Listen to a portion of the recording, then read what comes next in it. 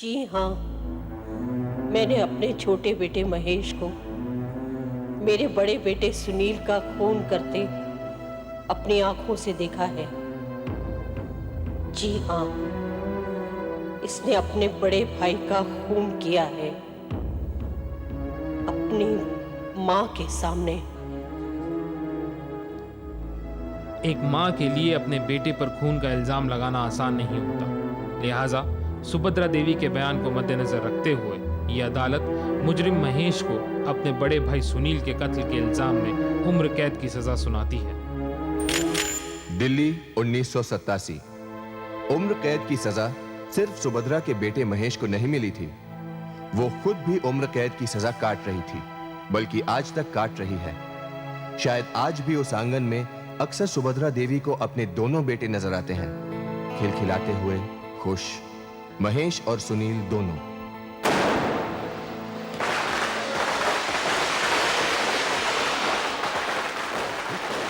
लो भैया और जलाओ, इतने पटाखे पड़े हैं अभी तो। आप इस उम्र में मेरे से पटाखे चलाने के लिए कह रहा है? नहीं यार, अब नहीं। क्या बात कर रहे हैं भैया आप उम्र की क्या बात कर रहे हैं? अभी तो आप हीरो लगते हैं, एकदम हीरो। बस हो गया शुरू। चल बात सुन, तेरे से कुछ बात। तो भैया ऐसा है कि मुझे भी कुछ काम है आपसे। हाँ। आइए चल, आइए भैया आइए।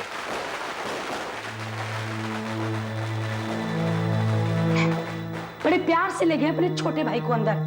पता है मुझे, अभी मुंह खुलेगा 2000, 5000। आइए दिखाता हूँ मैं आपको, आइए। ये देखिए, ये भाभी जी के लिए लाया था मैं। कैसी है? बहुत अच्छी है, बड़ी महंगी साड़ी है। तू ऐसा कर, ये कौशल्या को दे दे। कितना शौक है उसे ऐसी साड़ियों का। क्या बात कर रहे हैं भैया आप? मैं सबके लिए कपड़े लेकर आया हूँ, कौशल्या के लिए भी साड़ी लाया हूँ मैं, लेकिन ये साड़ी सिर्फ भाभी जी के लिए है। तो ठीक है ना, मैंने पहना या कौशल्या ने पहना, एक ही बात है। नहीं भाभी, ये साड़ी मैं बिल्कुल नहीं लूंगा। नहीं लोगे? क्यों नहीं लोगे? क्योंकि ये साड़ी मैं सिर्फ आपके लिए बहुत प्यार से लाया हूँ। नहीं, देखो कौशल्या के ऊपर ये साड़ी बहुत ही अच्छी लगेगी, इसलिए ये साड़ी कौशल्या ही पहनेगी। ठीक? भाभी ये साड़ी आपको लेनी पड़ेगी, प्लीज। मैं ये साड़ी नहीं ले सकती। माँ देखो ना, मैंने कितने प्यार से साड़ी लेकर आया हूँ और ये मना कर रही हैं। अरे ले ले ना, इतने प्यार से लाया है। नहीं माँ, मैंने कहा ना। भाभी प्लीज। नहीं, अच्छा ठीक है, मैं रख लेती हूँ, लेकिन कौशल्या भी पहन लिया करेगी। चलो ठीक है, जैसी आप लोगों की इच्छा। महेश, घर में राशन खत्म हो गया, कल डलवाना है। कोई बात नहीं मैं पैसे दे देता हूँ। कौशल्या, कौशल्या, कौशल्या, इतनी देर से आवाज दे रहा हूँ, सुनाई नहीं दे रही क्या? सुनाई दे रही है, पर मैं आना ही नहीं चाहती हूँ। क्यों? क्यों क्या? क्या हम लोगों ने पैसे का पेड़ उगा रखा है क्या? इतने सारे कपड़े लाकर दे दिए उन लोगों को तुमने। देखो, तुम्हारे बड़े भाई भी नौकरी करते हैं ना, तो फिर घर से राशन से लेकर शीला और कंवल की फीस तक सारा खर्चा तुम ही को करते हो। ये दिवाली के दिन क्या शुरू कर दिया तुमने आज? अरे मैंने शुरू कर दिया सब? ये तुम मुझे कह रहे हो मैंने शुरू कर दिया? धीरे बोलो पहले। धीरे क्यों बोलूं? मैं धीरे क्यों बोलूं? अपने परिवार पर महेश का पैसा खर्चना उसकी पत्नी कौशल्या को बिल्कुल पसंद नहीं था। दोनों की अक्सर इस बात को लेकर झड़प होती और कौशल्या हमेशा की तरह नाराज हो जाती और महेश हमेशा की तरह उसे मनाने की कोशिश करता।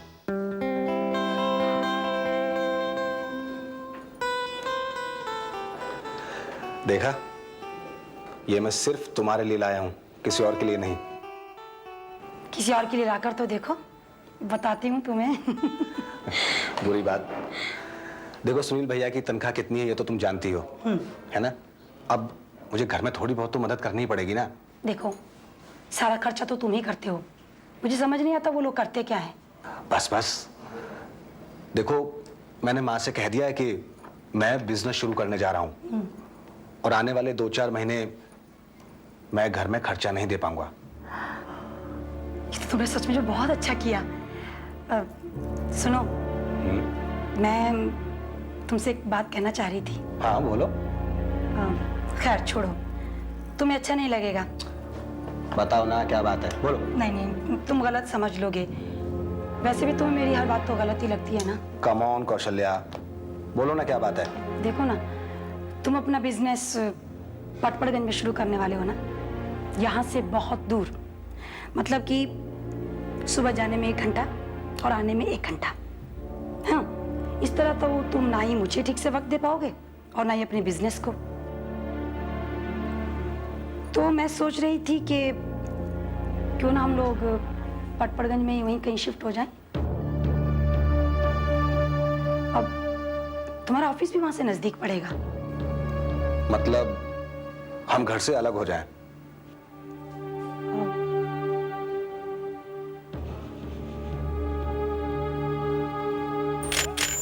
घर से अलग होने के ख्याल ने एक पल के लिए महेश को दहला दिया, पर कौशल्या ने कांटा फेंक दिया था और महेश उसमें कुछ हद तक फंस भी गया था। महेश, महेश तू बेटा, तू अलग होना चाहता है, पर क्यों? माँ, मैंने कहा ना कि मेरा ऑफिस वहां से नजदीक पड़ता है। ये तू नहीं कह रहा है महेश, ये किसका पाठ पढ़ाया हुआ है मैं जानती हूँ। माँ, ठीक है, तो जाना चाहता है ना, जा। माँ देख, तू चिंता क्यों करती है? मैं तुम लोगों को खर्चा भेजता रहूंगा। बेटे, कोई जबरदस्ती नहीं, सोच ले, वहां से खर्चा देने आने में भी तेरा वक्त जाया होगा। माँ, तू कैसी बात कर रही है? तूने ऐसा सोचा भी कैसे माँ? क्या बात है माँ? अभी तक बहस चल रही है? ठीक है तो कह रहा, जाने दो बेचारे को। इतनी दूर पड़पड़गंज कैसे जाएगा स्कूटर पे डेली? अरे तू जानता नहीं ये किसकी भाषा बोल रहा है। नहीं माँ, जाने दो इसको, जाओ भाई। अरे हमेशा की तरह उस दिन भी सुनील ने महेश का साथ दिया और सुभद्रा को राजी कर लिया। महेश और कौशल्या अलग हो गए और जैसा सुभद्रा को शक था, महेश वाकई बदलने लगा। हेलो, हाँ भैया, हाँ मैं आता हूँ एक आध हफ्ते में, जैसे समय मिलता है। काम बहुत है भैया। और महेश, कम से कम शीला और कमल की फीस ही भेज देता भाई। फीस? भैया अभी तो हाथ जरा तंग है, वो फैक्ट्री भी ठीक से खड़ी नहीं हुई है अभी। 2-4 महीने जरा मुश्किल हो जाएगी। ठीक है महेश, मैं इंतजाम कर लूंगा।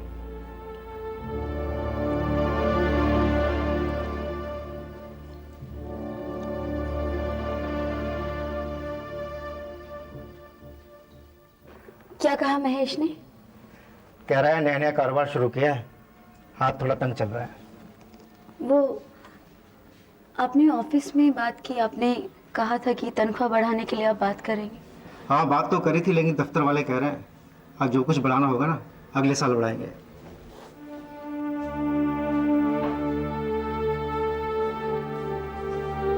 मेरे ख्याल से आप 1-2 दिन में फिर महेश से बात कीजिए, हो सके तो उसकी ऑफिस ही जाकर बात करिए।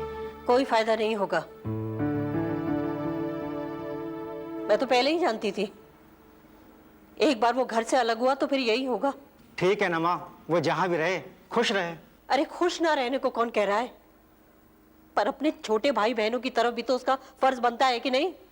मैं सोच रहा हूँ माँ, कहीं से कर्ज उठा लूं, धीरे धीरे चुका दूंगा। नहीं सुनील, नहीं, मैंने सोच लिया रास्ता। क्या?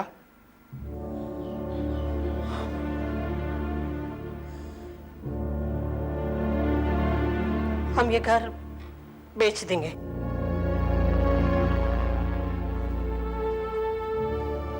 ये तुम क्या कह रही हो माँ? हाँ, बस ये घर बेचकर किसी छोटे से किराए के मकान में शिफ्ट हो जाएंगे। 2-4 साल में कवल भी कमाने लग जाएगा, फिर तुम दोनों भाई मिलकर फिर से घर खरीद लेना, जब भी खरीद सको। ये तो बहुत बढ़िया रास्ता है माँ, और फिर 2-4 साल में मेरी भी तरक्की हो जाएगी तो फिर। ठीक है, अब तू कल ही जाकर इश्तेहार दे दे पेपर में। ठीक। सुनील और पूरे परिवार को यह बहुत बढ़िया रास्ता लग रहा था। उम्मीद थी कि 2-4 सालों में शीला की शादी हो जाएगी और कंवल कमाने लगेगा तो घर की हालत कुछ बेहतर हो जाएगी। पर ये लोग भूल गए थे कि इस घर का एक हिस्सेदार और है।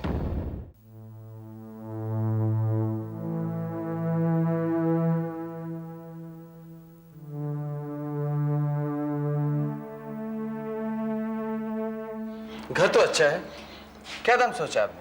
भाई माँ का इरादा है कम से कम 12-14 लाख तो मिलने चाहिए। ठीक है, सोच के बताते हैं।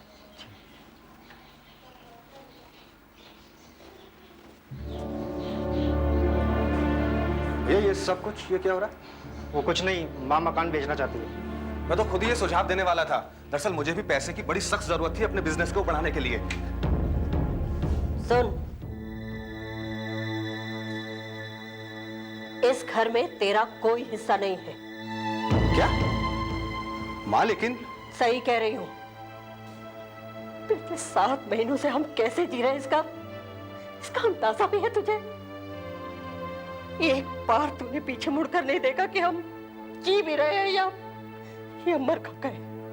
माँ, मैं बिजनेस में इतना मसरूफ रहता हूँ कि मुझे समय नहीं मिला। तो रहे मसरूफ। अगर तुझे हमारी जरूरत नहीं है तो हमें भी तेरी जरूरत नहीं। ये पिछले 7 महीनों में हमने क्या क्या परेशानियां उठाई है, इसके बारे में तो तू सोच भी नहीं सकता। वो सब ठीक है माँ, लेकिन इस घर में मेरा भी हिस्सा है।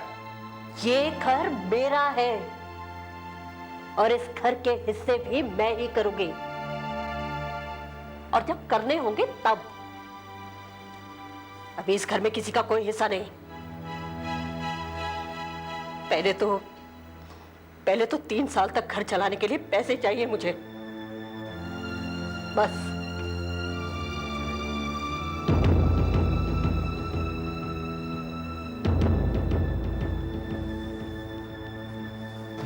उन्होंने कह दिया और आपने मान लिया।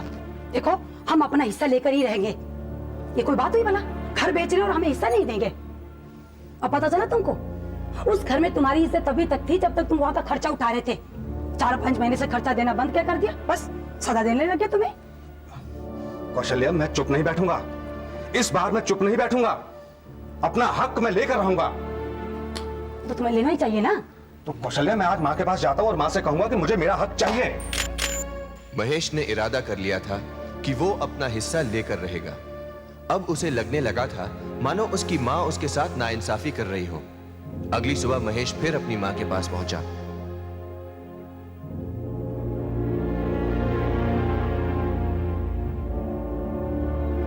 मैं तुझे पहले भी कह चुकी हूँ, मैं तुझे एक फूटी कौड़ी नहीं दूंगी। अरे दोगी कैसे नहीं? हक है मेरा, मैं लेकर रहूंगा। क्या बहस कर रहा है माँ से? माँ की जायदाद है, वो जो चाहती है करने दे उसे। अरे रहने दे। मुझे पता है पीठ पीछे सब कुछ कौन कर रहा है। मेरी बीवी का नाम लगाते हो ना? अरे वो तो मुंह पर कहती है सब कुछ, तुम्हारी तरह पीठ पीछे बातें नहीं करती। तू कहना क्या चाहता है? मैं और रेखा भड़का दे माँ को? अरे कहना क्या चाहता हूँ यही तो सच है। तुम्हारी शहर हो रहा है सब कुछ, लेकिन मैं तुम्हें छोड़ूंगा नहीं।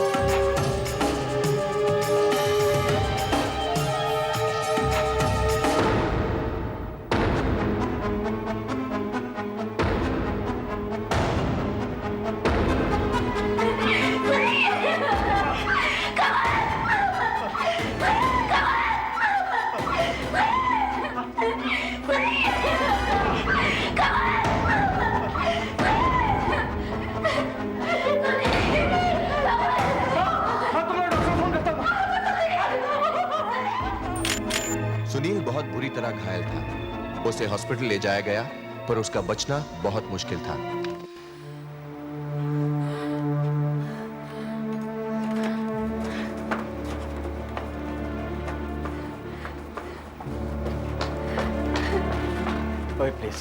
प्लीज भाभी चलिए। कहते क्यों नहीं? करता हूँ मैं कुछ। इतनी देर हो गई। प्लीज बैठिए। कमर तुम जाकर मैं चाहता हूँ आप बैठिए, आप बैठिए प्लीज। मना करो। करता हूँ, प्लीज आप बैठिए।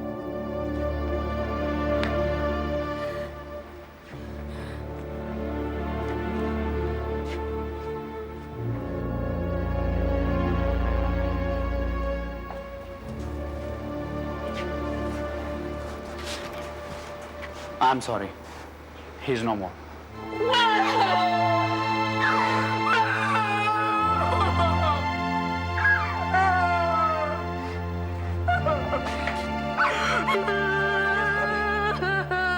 भाभी मत रोइए। भाभी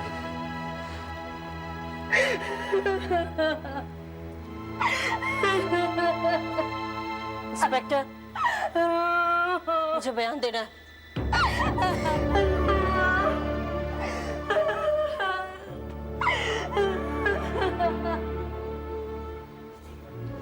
चलिए। मत रोइए भाभी।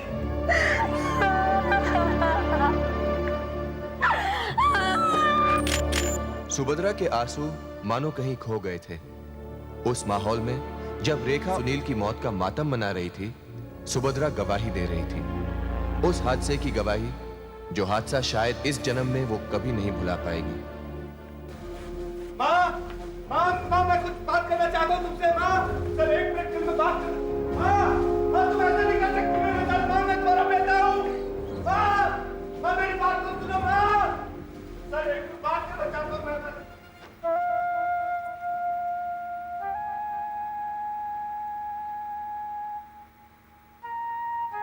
कुछ कहने सुनने की कोई गुंजाइश नहीं थी। जो होना था हो चुका था। सुभद्रा आज भी हर पल उस हादसे के साथ जी रही है। यह भूल पाना किसी भी मां के लिए मुमकिन नहीं होगा कि उसकी आंखों के सामने उसके बेटे ने उसके दूसरे बेटे की जान ले ली थी।